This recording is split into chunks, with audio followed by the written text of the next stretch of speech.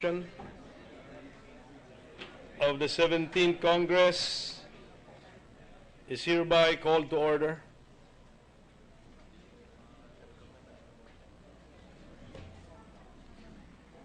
Senator Gregorio Bihonasan II will lead us in prayer. Thank you, Mr. President. Father Almighty, grant that the coming change may address the need for unity, peace, and a better life for our people. Give us the collective will and sense of purpose that we may overcome the challenges facing our country during these trying times. Please do not allow passions and divisiveness to distract us from dialogue, reason, and compassion as we work to repair damaged institutions and focus on the difficult task of nation building. All this we ask in your holy name. Amen. Amen. Secretary, please call the roll. Roll call members.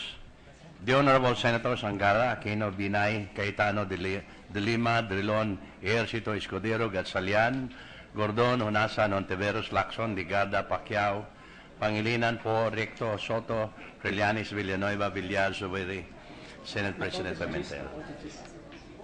With 21 senators present, the chair declares the presence of a quorum. Majority Leader. Mr. President, I move that we dispense with the reading of the journal of the 9th session, Tuesday, August 15, and consider the same as approved. 9th session, Monday, August 15, 2016. Yes, Monday. Yes, No, Mr. sorry. August 15, 9th session, Monday. Monday, yes, sir. Yes. Is there any objection to the motion? There being none, the motion is approved. Mr. President, we have some guests in the gallery. We'd like to acknowledge them. These guests are making the Senate President and Sherwin Gatchalian think about their bachelor days. Kaya nga, your bachelor days. Rethinking. We have Ms. Riza Lao, chair and founder of the Miss Global Tourism Philippines Foundation Incorporated, together with Miss Global 2015, Jessica Pearls, and Miss Global 2016, Camille Hiro, and the tourism ambassadors, Mr. President. I'd like to welcome them to the Senate. Welcome to our beautiful guests, the guests of Senator Sherwin Gatchalian. Welcome to the Senate.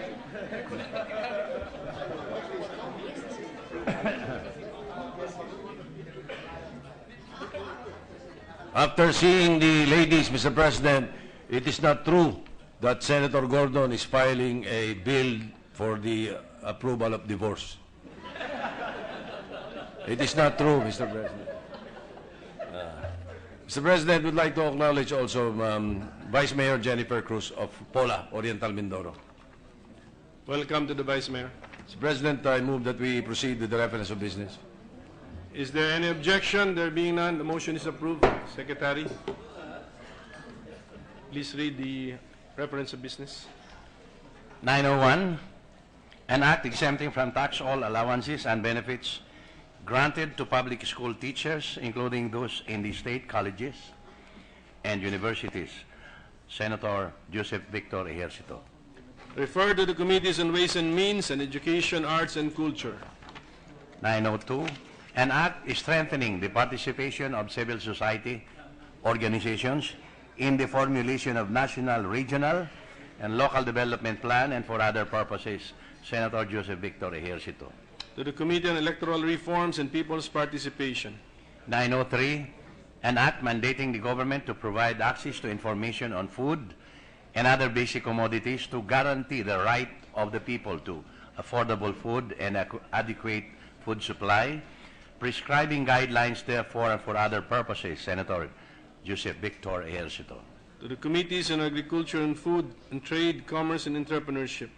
904, an act instituting the Magna Carta of Filipino Seafarers. Senator Joseph Victor To the Ejercito. Committees on Labor, Employment and Human Resources Development and Foreign Relations. 905, an act banning the catching, sale, purchase, possession, transportation, importation, and exportation of all sharks, and raise of any part thereof in the country, Senator Win Gatchalian. To the Committees on Agriculture and Food and Environment and Natural Resources. 906, an act providing scholarship grants to students enrolling in the teacher education and providing incentives for teaching in public schools, Senator Win Gatchalian. To the Committees on Education, Arts and Culture, Ways and Means and Finance. 907, an act providing for instructional materials allowance for public school teachers, Senator Win Gatchalian. To the Committees on Education, Arts and Culture and Finance. 908, an act regulating the operation and maintenance of internet, cafes, or computer rental shops, and other establishments offering computer services to minors, providing penalties for violation thereof and for other purposes, Senator Win Gatchalian. To the Committees on Trade, Commerce and Entrepreneurship and Local Government. 909, an act increasing the penalties for other illegal gambling activities, amending for the purpose Republic Act Number 9287 entitled An Act Increasing the Penalties for Illegal Numbers Games, amending certain provisions of Presidential Decree Number 1602 and for other purposes, Senator Win Gatchalian. To the Committees on Games and Amusement and Justice and Human Rights. 910, an act mandating inclusion of elected and appointed barangay officials as compulsory members of the government service insurance system, amending for the purpose Presidential Decree Number 1146 as amended, otherwise known as the Revised Government Service Insurance Act of 1977, Senator Win Gatchalian. To the Committees on Government, Corporations and Public Enterprises and Local Government. 911, an act amending sections 69, 261, CC, and 264 of Batas Pambansa bilang 881, otherwise known as the Omnibus Election Code of the Philippines as amended, and for other purposes, Senator Win Gatchalian. To the Committee on Electoral Reforms and People's Participation. 912, an act to include ethnic origin in the national survey conducted by the Philippine Statistics Authority by Senator Ligarda. To the Committees on Cultural Communities and Finance. 913, an act establishing the People's Broadcasting Corporation, abolishing the People's Television Network Incorporated, and for other purposes, Senator Ligarda. To the Committees on Public Services, Government Corporations and Public Enterprises, Ways and Means and Finance. 914, an act promoting sustainable and alternative modes of transportation and other mobility options, Senator Ligarda. To the Committees on Public Services and Environment and Natural Resources. 915, an act strengthening the National Museum of the Philippines, repealing for the purpose Republic Act Number 8492, otherwise known as the National Museum Act of 1998, and appropriating funds therefore, Senator Ligarda. To the Committees on Education, Arts and Culture, Ways and Means and Finance. 916, an act providing for a comprehensive nursing law towards equality healthcare system, appropriating funds therefore, Senator Paulo Benigno Bam Aquino IV. To the Committees on Civil Service, Government Reorganization and Professional Regulation, Health and Demography and Finance. 917, an act establishing the Filipino Identification System, providing funds therefore and for other purposes, Senator Paulo Benigno Bam Aquino IV. To the Committees on Justice and Human Rights and Finance. 918, an act supporting the production of Filipino films by providing grants to filmmakers who are given honors in notable international film competitions and festivals, Senator Paulo Benigno Bam Aquino IV. To the Committees on Public Information and Mass Media and Finance. 919, an act increasing the allowable personal exemption of individual taxpayers, amending for the purpose Section 35A of the National Internal Revenue Code of 1997 as amended, and for other purposes, Senator Recto. To the Committee on Ways and Means. 920, an act enhancing revenue administration and collection by granting an amnesty on all unpaid internal revenue taxes imposed by the national government for taxable year 2015 and prior years. Senator Recto. To the Committee on Ways and Means. 921, an act exempting books, newspapers, magazines, journals, reviews, bulletins, and other educational or learning materials made or published in digital or electronic format from value-added tax, amending for the purpose Section 1091 of the National Internal Revenue Code of 1997 as amended. Senator Recto. To the Committee on Ways and Means. 922, an act exempting membership fees and other assessments, charges collected by condominium corporations from value-added tax, amending for the purpose Section 1091 of the National Internal Revenue Code of 1997 as amended, and for other purposes. Senator Recto. To the Committee on Ways and Means.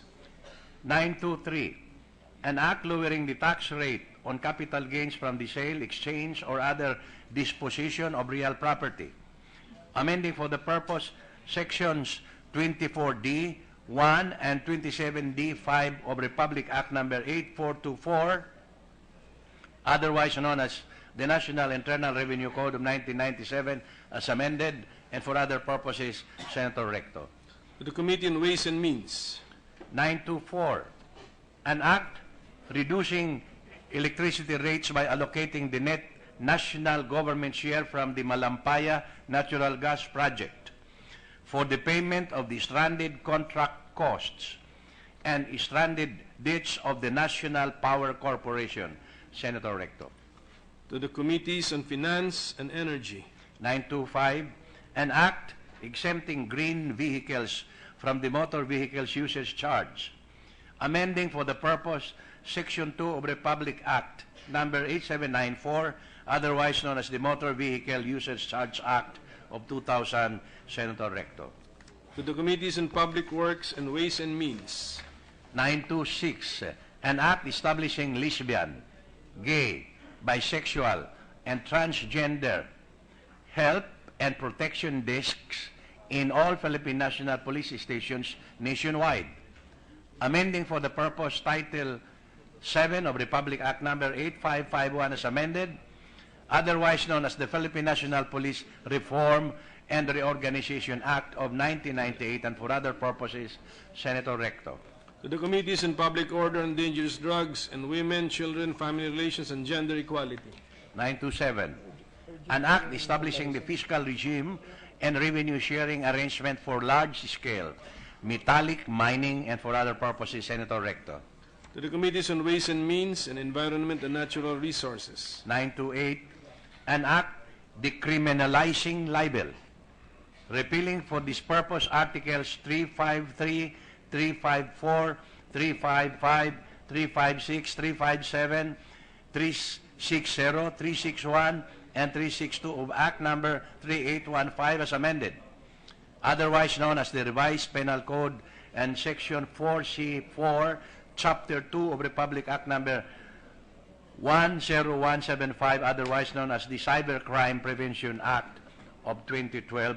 Senator Recto. To the Committee on Justice and Human Rights. 929, an act ensuring access to secondary education by converting all public elementary schools into integrated schools offering complete basic education and for other purposes. Senator Recto. To the Committees on Education, Arts and Culture, and Finance. 930, an act providing medical scholarships to qualified students in all municipalities, establishing for this purpose the One Town, One Doctor Scholarship Program, appropriating funds therefore and for other purposes. Senator Recto. To the Committees on Health and Demography, Education, Arts and Culture, and Finance. 931, an act reducing the civil penalties and interest imposed on the failure to file tax returns and pay the tax due thereon, amending for this purpose Sections 248 and 249A of the National Internal Revenue Code of 1997 as amended. Senator Recto. To the Committee on Ways and Means. 932, an act to further improve government service delivery, amending for the purpose Section 8 of Republic Act number 9485, otherwise known as the Anti-Red Tape Act of 2007, Senator Recto. To the Committee on Civil Service, Government Reorganization, and Professional Regulation. 933, an act rationalizing the economic regulation of water utilities, creating the Water Regulatory Commission, and for other purposes, Senator Recto. To the Committees on Public Services, Civil Service, Government Reorganization, and Professional Regulation, and Finance. 934, an act establishing the Coconut Farmers Trust Fund and providing for its management and utilization, Senator Risa Hontiveros. To the Committees on Agriculture and Food and Finance. 935, an act prohibiting discrimination on the basis of sexual orientation and gender identity or expression and providing penalties, therefore, Senator Risa Hontiveros. To the Committee on Women, Children, Family Relations, and Gender Equality.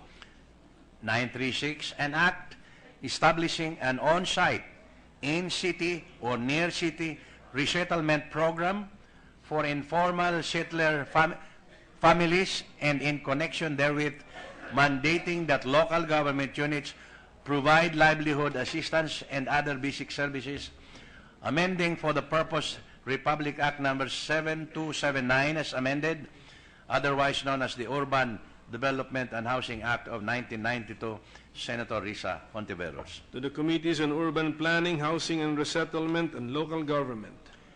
937, an act creating a Department of Ocean, Fisheries, and Aquatic Resources, providing for its powers and functions, appropriating funds therefore, and for other purposes, Senator Risa Hontiveros. To the Committees on Agriculture and Food, Civil Service, Government Organization, and Professional Regulation, and Finance.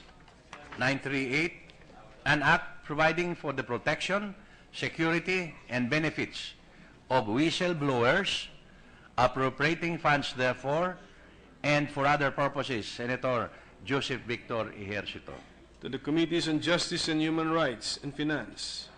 939, an act to strengthen the Laguna Lake Development Authority, repealing for the purpose Republic Act number 4850 as amended, otherwise known as the Laguna Development Authority Act of 1966, and for other purposes, Senator Joseph Victor Ejercito. To the Committees on Government Corporations and Public Enterprises, Economic Affairs, Ways and Means, and Finance. 940, an act establishing a National Science High School in the city of San Juan, to be known as the San Juan City National Science High School, and appropriating funds, therefore, Senator Joseph Victor Ejercito. To the Committee on Rules. 941, an act amending Section 23 of Republic Act number 4136, otherwise known as the Land Transportation and Traffic Code, Senator Richard J. Gordon. To the Committee on Public Services. 942, an act enhancing administration and collection by granting an amnesty on all unpaid internal revenue taxes imposed by the national government for taxable year 2015 and prior years by Senator Sani Angara. To the Committee on Ways and Means. 943, an act providing for a new passport law, repealing Republic Act numbered 8239, otherwise known as the Philippine Passport Act of 1996, Senator Sani Angara. To the Committee on Foreign Relations. 944, an act declaring Pag-asa Island cluster in the municipality of Kalayaan, province of Palawan, as an ecotourism destination and protected area, providing funds therefore and for other purposes, Senator Sani Angara. To the Committees on Environment and Natural Resources, Tourism, and Finance. 945, an act institutionalizing the grant of student fare discount privileges on land, water, air, and rail transport utilities, and for other purposes, Senator Sani Angara. To the Committees on Education, Arts and Culture, Public Services, and Ways and Means. 946, An act mandating higher education institutions and technical vocational institutions to ensure the safety and security of the academic community from internal and external threats, thereby creating a crime prevention committee for this purpose and for other purposes, Senator Sani Angara. To the Committees on Education, Arts and Culture, and Public Order and Dangerous Drugs. 947, an act providing for rural employment assistance program and appropriating funds therefore, Senator Sani Angara. To the Committees on Social Justice, Welfare and Rural Development, Local Government, and Finance. 948, an act prohibiting discrimination on the basis of age, racial or ethnic origin, religious belief or activity, political inclination or conviction, social class, sex, gender, sexual orientation, gender identity and expressions, marital or relationship status, disability, HIV status, health status, or medical history, language, physical features, and other status, and providing penalties, therefore, Senator Sani Angara. To the Committees on Cultural Communities and Social Justice, Welfare and Rural Development. 949, an act providing for the protection, security, and benefits of whistleblowers, appropriating funds, therefore, and for other purposes, Senator Sani Angara. To the Committees on Justice and Human Rights and Finance. 950, an act authorizing wiretapping in cases involving violations of Republic Act Number 9165, otherwise known as the Comprehensive Dangerous Drugs Act of 2002, amending for the purpose Section 3 of Republic Act Number 42,000 entitled An Act to Prohibit and Penalize Wiretapping and other related violations of the privacy of communication and for other purposes, Senator Sani Angara. To the Committee on Public Order and Dangerous Drugs. Additional reference to business bills on first reading. Senate Bill number 951, an act promoting and authorizing public-private partnerships for the financing, construction, operation, and maintenance of infrastructure facilities, appropriating funds therefore and for other purposes by Senator Sani Angara. To the Committees on Public Works, Economic Affairs, Ways and Means, and Finance. 952, an act creating the Department of Housing and Urban Development, defining its mandates, powers, and functions, providing funds therefore and for other purposes by Senator Angara. To the Committees on Urban Planning, Housing and Resettlement, Civil Service, Government Reorganization and Professional Regulation, and Finance. 953, an act to strengthen the Office of the Government Corporate Counsel by redefining, expanding, strengthening, rationalizing, and further professionalizing its organization, upgrading employee benefits, and appropriating funds therefore by Senator Sani Angara. To the Committees on Justice and Human Rights, Civil Service, Government Reorganization and Professional Regulation, and Finance. 954, an act amending Section 6 of Republic Act Number 1379, otherwise known as the Forfeiture Law, to provide a fixed percentage of the value of forfeited properties in corruption cases as additional funding for the Office of the Ombudsman and for other purposes by Senator Angara. To the Committee on Justice and Human Rights. 955, an act increasing the hazard payable personnel of the Armed Forces of the Philippines to 25% of their base pay and providing funds therefore by Senator Angara. To the Committees on National Defense and Security and Finance. 956, an act providing for benefits to military dependents, creating the Military Dependents Welfare Office, appropriating funds therefore and for other purposes by Senator Angara. To the Committees on National Defense and Security and Finance. 957, an act providing for investment incentives to accelerate development in Mindanao, creating the Mindanao Incentives Development Authority for this purpose and for other purposes by Senator Sani Angara.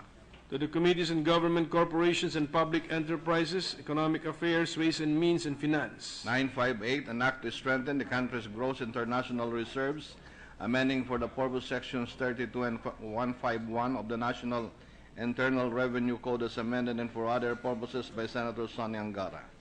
To the Committee on Ways and Means. 959, an act redefining the crime of syndicated staffa, amending for the purpose Section 1 of Presidential Decree Number 1689 by Senator Laila M. de Lima. To the Committee on Justice and Human Rights. 960, an act prohibiting black sand mining in the Philippines, providing penalties therefore and for other purposes, by Senator Laila M. De Lima. To the Committee on Environment and Natural Resources. 961, an act redefining the crime of illegal recruitment committed by a syndicate, amending for the purpose Article 38 of Presidential Decree 442, otherwise known as the Labor Code of the Philippines, as amended, and Section 6 of Republic Act No. 8042, otherwise known as the Migrant Workers and Overseas Filipinos Act of 1995, as amended by Senator Laila M. De Lima. To the Committees on Labor, Employment and Human Resources Development and Foreign Relations. 962, an act providing for a full tuition subsidy for students enrolled in state universities and colleges and appropriating funds therefore by Senator Pangilinan. To the Committees on Education, Arts and Culture and Finance. 963, an act amending Sections 2 and 3 of Republic Act No. 8187, otherwise known as the Paternity Leave Act of 1996 by Senator Pangilinan. To the Committees on Labor, Employment and Human Resources Development and Civil Service, Government Reorganization and Professional Regulation. 964, an act integrating voter education in the junior and senior high school curricula by Senator Pangilinan. To the Committees on Education, Arts and Culture and Electoral Reforms and People's Participation. 965, an act providing for a comprehensive nursing law towards quality health care system and appropriating funds therefore by Senator Pangilinan. To the Committees on Civil Service, Government Reorganization and Professional Regulation, Health and Demography and Finance. 966, an act declaring Filipino Sign Language as the national sign language of the Filipino deaf and the official language of government in all transactions involving the deaf and mandating its use in schools, broadcast media, and workplaces by Senator Paulo Benigno Bam Aquino IV. To the Committees on Education, Arts and Culture, Civil Service, Government Reorganization and Professional Regulation and Finance. 967, an act requiring the use of Filipino Sign Language insets for local news programs, amending for the purpose Section 22 of Republic Act No. 7277 as amended, otherwise known as the Magna Carta for Persons with Disabilities by Senator Bam Aquino IV. To the Committees on Public Information and Mass Media and Social Justice, Welfare and Rural Development. 968, an act establishing social welfare attaches and for other purposes by Senator Joel Villanueva. To the Committees on Labor, Employment and Human Resources Development, Foreign Relations and Finance. 969, an act institutionalizing industry cluster-based programs and projects through interlocal cooperation and people's participations by Senator Joel Villanueva. To the Committees on Trade, Commerce and Entrepreneurship, Local Government and Ways and Means. 970, an act amending Republic Act No. 7719, an act promoting voluntary blood donation, providing for an adequate supply of safe blood, regulating blood banks, and providing penalties for violation thereof, otherwise known as the National Blood Services Act of 1994, and for other purposes by Senator Richard J. Gordon. To the Committee on Health and Demography. 971, an act to further professionalize the police service, amending for the purpose pertinent provisions of Republic Act No. 6975 as amended by Republic Act 8551 and for other purposes by Senator Lacson. To the Committee on Public Order and Dangerous Drugs. 972, an act establishing a free medicine assistance program for the poor and providing funds therefore by Senator Sonny Angara. To the Committees on Health and Demography, Social Justice, Welfare and Rural Development and Finance. 973, an act providing for a comprehensive nursing law towards quality health care system and appropriating funds therefore by Senator Sonny Angara. To the Committees on Civil Service, Government Reorganization and Professional Regulation, Health and Demography and Finance. 974, an act institutionalizing the poverty reduction through social entrepreneurship program promoting social enterprises with the poor as primary stakeholders by Senator Sonny Angara. To the Committees on Trade, Commerce and Entrepreneurship, Social Justice, Welfare and Rural Development and Finance. 975, an act prescribing the mechanism to facilitate the disposition of idle government-owned lands for socialized housing by Senator Sonny Angara. To the Committees on Urban Planning, Housing and Resettlement and Ways and Means. 976, an act to further strengthen the Office of the Solicitor General, amending for the purpose Republic Act No. 9417 and appropriating funds therefore by Senator Sonny Angara. To the Committees on Justice and Human Rights, Civil Service, Government Reorganization and Professional Regulation and Finance. 977, an act strengthening the Philippine Crop Insurance Corporation, amending for the purpose Presidential Decree number 1467 as amended, otherwise known as the Charter of the Philippine Crop Insurance Corporation by Senator Sana Angara. To the Committees on Government, Corporations, and Public Enterprises, Agriculture and Food, and Finance. 978, an act establishing resource centers for indigenous cultural communities / indigenous peoples to enhance and ensure delivery of essential services, appropriating funds therefore and for other purposes by Senator Sonia Angara. To the Committees on Cultural Communities and Finance. 979, an act imposing a 6-year moratorium on the increase of all government fees and charges by Senator Recto. To the Committee on Ways and Means. 980, an act amending sections 84, 86, 89, and 97 of Title III, Chapter 1, Estate Tax of the National Internal Revenue Code of 1997 as amended by Senator Angara. To the Committee on Ways and Means. 981, an act institutionalizing the use of bicycles and alternative mode of transportation, establishing appropriate infrastructure and facilities, appropriating funds therefore and for other purposes by Senator Grace Poe. To the Committees on Public Services, Public Works, and Finance. 982, an act amending sections 8 and 9 of Republic Act number 9485, otherwise known as the Anti-Red Tape Act of 2007 by Senator Lacson. To the Committee on Civil Service, Government Reorganization, and Professional Regulation. 983, an act promoting integrated urban agriculture and vertical farming to address food security concerns and to provide livelihood opportunities, appropriating funds therefore and for other purposes by Senator Pangilinan. To the Committees on Agriculture and Food and Finance. 984, an act providing for a system of redistributing and recycling food waste to promote food security by Senator Pangilinan. To the Committees on Health and Demography, Social Justice, Welfare, and Rural Development, Ways and Means, and Finance. 985, an act allowing the imposition of the death penalty for heinous crimes involving child trafficking, exploitation, prostitution, pornography, and rape by Senator Win Gatchalian. To the Committees on Justice and Human Rights, and Constitutional Amendments and Revision of Codes. 986, an act abolishing the Road Board and transferring its powers and functions to the Department of Public Works and Highways to the Department of Transportation, amending for the purpose Republic Act number 8794, otherwise known as the Motor Vehicles Users Charge by Senator Win Gatchalian. To the Committees on Public Works and Public Services. 987, an act providing for an increase in the salary of the personnel of the Philippine National Police by Senator Win Gatchalian. To the Committees on Public Order and Dangerous Drugs and Finance. 988, an act to provide guidelines for the installation of the closed-circuit television video and the procedure for access to the images by Senator Win Gatchalian. To the Committee on Public Order and Dangerous Drugs. 989, an act mandating the creation of a school disaster management committee to conduct safety drills for emergency situations in all schools by Senator Gatchalian. To the Committees on National Defense and Security and Education, Arts, and Culture. 990, an act expanding the powers and functions of the Movie and Television Review and Classification Board to provide for the regulation of video games and outdoor media, amending for the purpose Presidential Decree number 1986 by Senator Win Gatchalian. To the Committee on Public Information and Mass Media. 991, an act amending sections 2 and 3B of Republic Act number 8794, otherwise known as an act imposing a motor vehicle users charge on owners of all types of motor vehicles and for other purposes by Senator Win Gatchalian. To the Committees on Public Works and Ways and Means. 992, an act establishing a human trafficking prevention education program for the youth and appropriating funds therefore by Senator Gatchalian. To the Committees on Youth, Education, Arts, and Culture, and Finance. 993, an act expanding the application of the Local Disaster Risk Reduction and Management Fund by amending Republic Act number 10121, otherwise known as the Philippine Disaster Risk Reduction and Management Act of 2010 by Senator Win Gatchalian.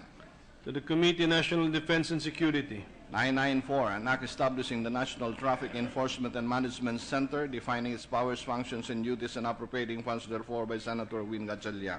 To the Committees on Public Services, Ways and Means, and Finance. 995, an act regulating placement and content on billboards, including their support structures, by Senator Win Gatchalian. To the Committee on Public Works. 996, an act instituting inclusive education and establishing special education centers for children and youth with special needs in all public schools divisions, providing for standards and guidelines, and appropriating funds therefore by Senator Gatchalian.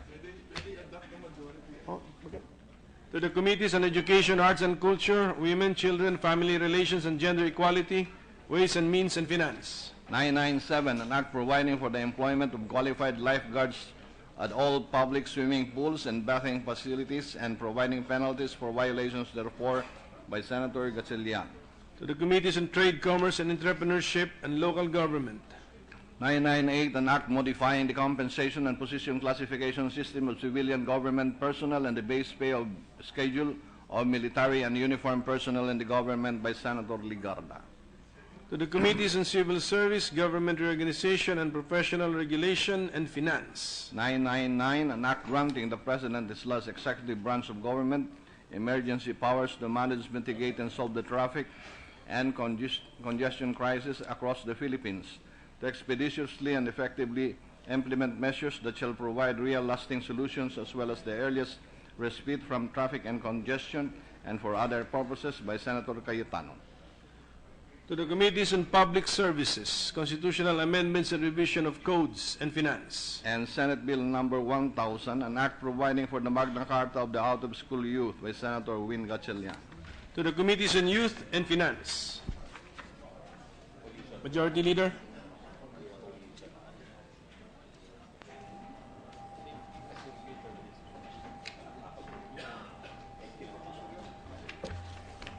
Thank you, Mr. President.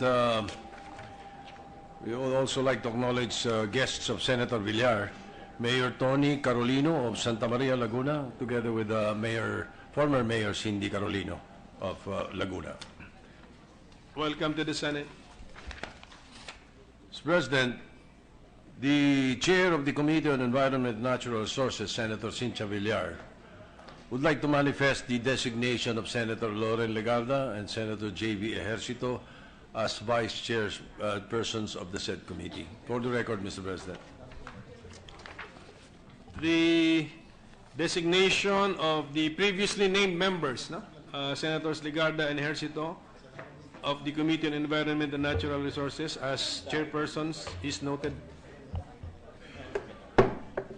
And finally, Mr. President, as per the request of Senator Ralph Recto, with the consent of the body, I move that we switch the primary and secondary referral of Senate Bill 264, a bill on micro, small, and medium enterprises, from the Committee on Government Corporations and Public Enterprises to the Committee on Banks, Financial Institutions, and Currencies, and vice versa, primary and secondary. Well, Mr. President, after they have gone over the provision of the bill, it appears that the measure relates more on matters and concerns that would affect the functions and operations of DBP as a bank or as a financial institution, thus putting merit on the request made by the minority leader. So I so move, Mr. President. There is a motion to change the primary and secondary referral of Senate Bill number 264, now making the Committee on Banks, Financial Institutions, and Currencies as the primary committee, and the Committee on Government, Corporations, and Public Enterprises as the secondary committee. Is there any objection? Senator Gordon? I'm sorry, Mr. President, I did not get the referral. Which proposal is that? Senate Bill 264, Mr. President. This is micro and small medium enterprises. Senate Bill 264. Do you need time, Senator Gordon, to go over it? We can declare a recess. Thank you, Mr. President. I intend to take a look at it before we... Move to suspend, Mr. President. Session suspended. What was it? CA.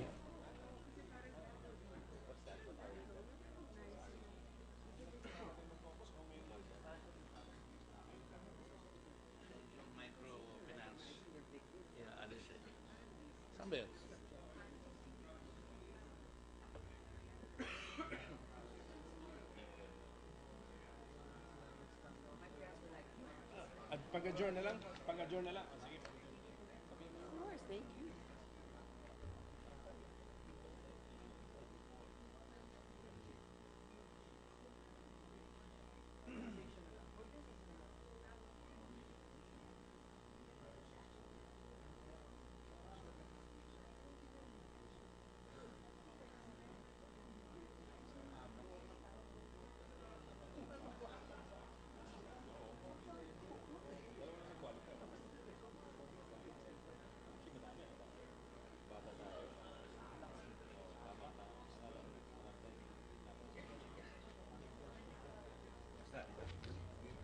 We're ready to resume, Mr. President. Session is resumed. After consultation between the chairman of the Banks Committee and the chairman of the chairman of the GOCCs, they have agreed that the primary committee be the banks, Mr. President. So the motion stands. The motion has already been stated. The manifestation of Senator Gordon was not an objection. So any objection? There being none, the motion is approved. Thank you, Mr. President. I move that we adjourn the session until 3 o'clock. Senator Gordon is recognized. I would just like to make perhaps it's a point of order or a point of clarification or courtesies. There's no such thing as a point of courtesy. There's a point of hunger. The next time that we have something like this, when we have to transfer the assignment of a particular committee, may I request that the chairs of the respective committees affected be properly given enough notice. There's no problem in this case, but there could be other problems later on, because we would like to be able to take time to take a look at whether it was properly referred to. There is no intent to disrespect anybody here. It's just in the interest of good order and in the interest of our friendship, our relationship here, which I would not want to threaten by surprises. Majority Leader. Thank you, Mr. President. Well taken. We will give instructions to the Rules Secretariat to make sure that the proper committee chairs or the committees are well informed of any such action from here on in, Mr. President. Because at that point in time, before the motion was made, that bill was already referred to the to the Committee on Government Corporations. Yes, and we were just in receipt of a letter from Senator Recto. Yes. Seeking the. So we should really involve the concerned committee chair. Well taken, Thank you, Mr. President. Thank you, Senator Gordon, for that.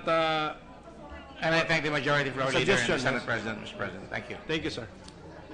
All right. Thank you, Mr. President. With that, there being no other matter, I move to adjourn the session until 3 o'clock in the afternoon of Wednesday, August 17, 2016. Is there any objection? There being none, session is adjourned until 3 o'clock in the afternoon of Wednesday, August 17, 2016.